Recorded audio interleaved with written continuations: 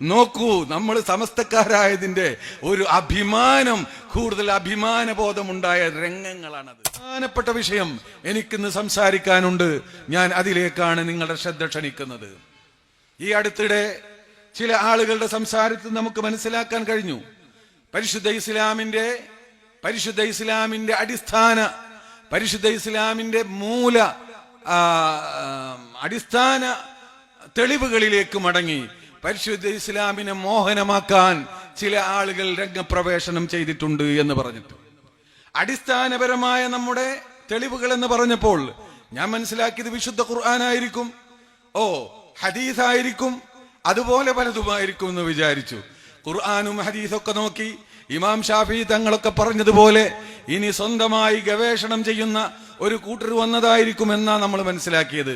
പക്ഷേ അതിന്റെ നേതാവ് ആദ്യത്തെ ഗവേഷണം നടത്തിയത്, അതിന് തെളിവുദ്ധരിച്ചത് മുസൽസൽ ഉമർ ഇബ്നുൽ ഖത്താബാണ്. എന്നോട് ചോദിച്ചു ചില ആളുകൾ, ഇതേതപ്പി കിതാബ് എന്ന് ചോദിച്ചു.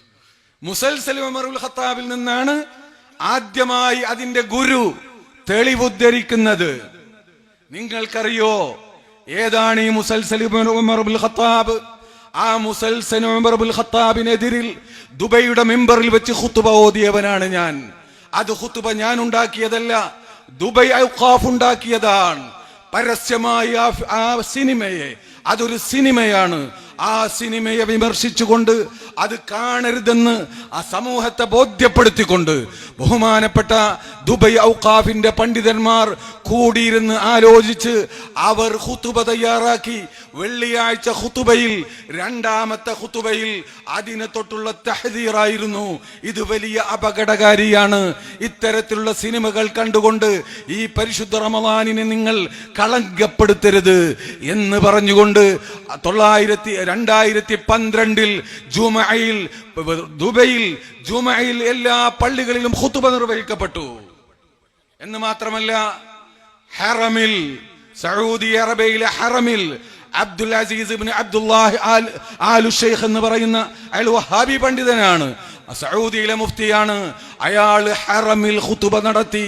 ഈ മുസൽസൽ ഉമർ ഇബ്നുൽ ഖത്താബ് പോലെയുള്ള മുസൽസലുകൾ പരിശുദ്ധ ഈമാനിനെ നശിപ്പിക്കുകയും ചില ആളുകൾ ഈ പരിശുദ്ധ റമളാനിന്റെ ഖുദ്സിയത്ത്, അതിന്റെ മഹത്വത്തെ നശിപ്പിക്കാനുള്ള അവരുടെ കുൽസിത ശ്രമത്തിന്റെ ഭാഗമാണെന്നും അത് ആ മഹാന്മാരായ സഹാബത്തിനോടും മഹത്തുക്കളായ മഹദികളായ അഹ്ലു ബൈത്തിൽപ്പെട്ട മഹത്തുക്കളായ അള്ളാഹുവിന്റെ റസൂലിന്റെ ഭാര്യമാര്, സഹാബത്തിന്റെ ഭാര്യമാര്, ഈ സഹാബിയാത്ത്, ഇവരോടൊക്കെ കാണിക്കുന്ന സൂഉൽ അദബാണെന്നും ഒരു തെറ്റായ ധാരണ, ഒരുപാട് തെറ്റായ ആശയങ്ങളെ സമൂഹത്തിലേക്ക് അറിയാതെ കയറ്റിവിടാനുള്ള ഒരു കുൽസിത ശ്രമത്തിന്റെ ഭാഗമാണെന്നും ഖുതുബ നടത്തിയത് അന്ന് ഈ വഹാബികളുടെ, അവർക്കൊന്നും സഹാബത്തിനെയും നമ്മുടെ അഹ്ലു ബൈത്തിനെയും ഒക്കെ നമ്മൾ ബഹുമാനിക്കുന്ന പോലത്തെ ഒരു ബഹുമാനമൊന്നും ഇല്ല.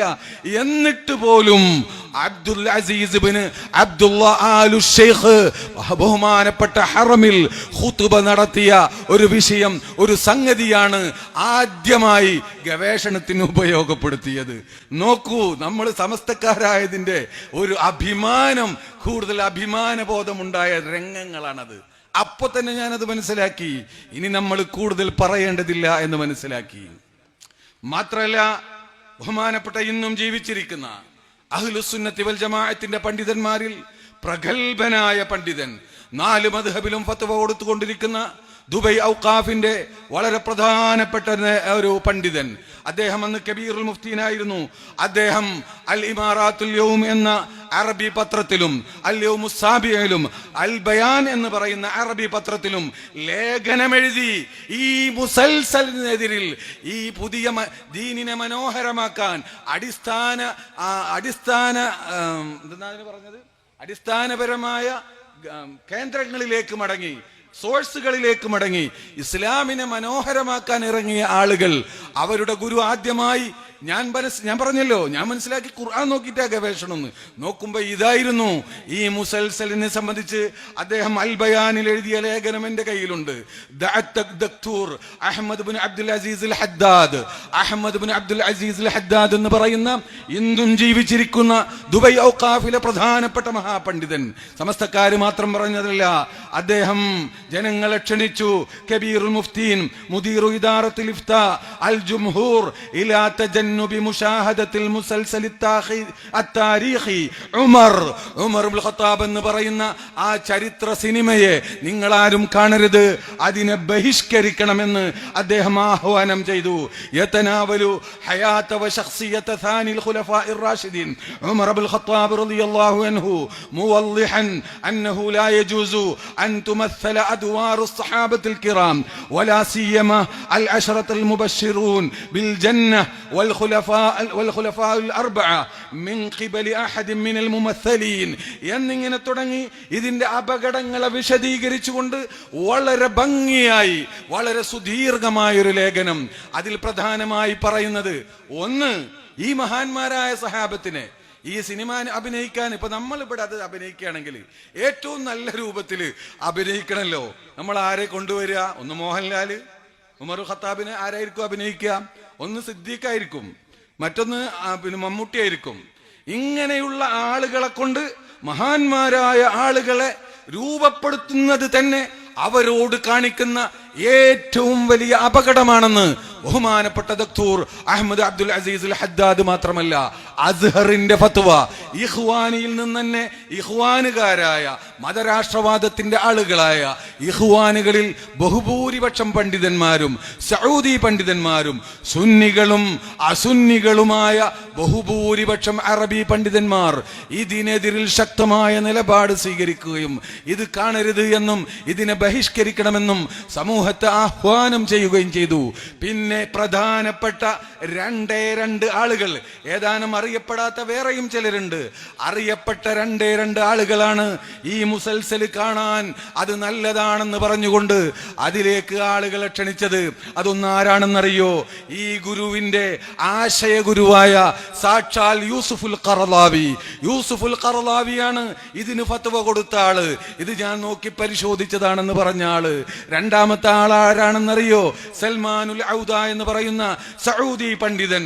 അയാള് പലവട്ടം ഗവൺമെന്റിനെതിരിൽ പ്രവർത്തിച്ചതിന്റെ പേരിൽ അയാൾ ശരിയായ വഹാബിയാണ്. പിന്നെ മുഹമ്മദ് അബ്ദുൽ വഹാബിനെ സംബന്ധിച്ച് ഒരുപാട് കിതാബ് എഴുതിയ ആളാ. പക്ഷേ നിലവിലുള്ള സംവിധാനത്തെ എതിർക്കുക എന്ന സ്വഭാവം, ഇവരുടെ ഒക്കെ ഈ സ്വഭാവം, അങ്ങനെ സഊദി ഗവൺമെന്റിനെതിരിൽ പ്രവർത്തിച്ചതിന്റെ ഫലമായി ഒന്നിലധികം പ്രാവശ്യം ജയിലിൽ കിടക്കുകയും, എന്റെ ഓർമ്മ ശരിയാണെങ്കിൽ ജയിലിലായിരിക്കെ മരിക്കുകയും ചെയ്ത ആളാണ് സൽമാനുൽ ഔദ. ഇങ്ങനെയുള്ള ഏതാനും ആളുകളല്ലാതെ ഇതിന് സപ്പോർട്ട് ചെയ്തിട്ടില്ല ബാക്കിയുള്ള ലോകത്തുള്ള മുഴുവൻ പണ്ഡിതന്മാരും. ഇത് അപകടകരമായൊരു നീക്കമാണെന്നും ഇനി ഇങ്ങനെ ഈ പോക്ക് പോയാൽ മഹാന്മാരായ സ്വഹാബത്തിനെ ഇപ്പോൾ നിങ്ങൾ അവർ ജീവനോടെ അവരെ മറ്റു ആളുകളിലൂടെ നമ്മൾ പ്രദർശിപ്പിക്കുന്നു, അവരുടെ റോള് മറ്റുള്ളവർ അവതരിപ്പിക്കുന്നു.